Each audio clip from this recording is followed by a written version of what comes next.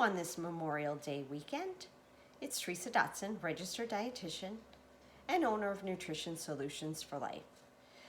Today we are going to make a egg frittata, which is a great way to use up all of the things, the odds and ends that you have in your refrigerators. So it's only Thursday, but we're going to do fabulous Friday fridge finds. I know it's been a while since I've done one. So we're going to make a frittata, which is basically like a quiche without a crust. Although today I'm going to use some potatoes as my crust. So I'm going to turn the camera down so you can see my hands. So what I did first was in my air fryer, I fried the potatoes for 10 minutes so that they're crispy and crunchy, and this will actually become my crust. So I'm going to take the potatoes and layer them in the bottom of the baking dish as the crust. So if you're someone that's trying to be low carb or maybe gluten-free, potatoes are a great way to add extra vegetables to your diet and keep with gluten-free or low carb.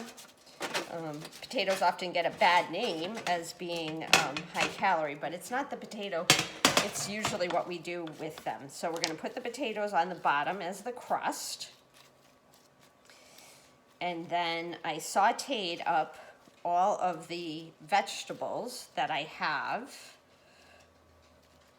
left in my refrigerator. So I had a little bit of leftover spinach and some onions and some garlic and some mushrooms. So I sauteed that all up in a pan. Don't worry, the pan is cool. I let it cool. So that's going to be the next layer. So we're going to put the spinach, but you could really use whatever vegetables that you had left over in your refrigerator. If you had a couple of peppers that were getting a little bit soft, or maybe some leftover broccoli from dinner the night before. Really any vegetable will do. And it's a great way to use up those vegetables. So you can see the vegetables are in. And then I had a little bit of leftover ham. And after I sauteed the vegetables, I just put it in the pan to get out some of the moisture so that it wouldn't add liquid and make the recipe watery. And then I have 4 eggs, which I'm going to scramble. Some of the things that I use when I make quiche as seasonings, I use turmeric because it's yellow and it matches with the color of the eggs. We've all heard all of the benefits of turmeric and how it's great for an anti-inflammatory. Sometimes people take turmeric pills, but I say just put it in your food and cook with it. I always add a little bit of nutmeg when I make quiche.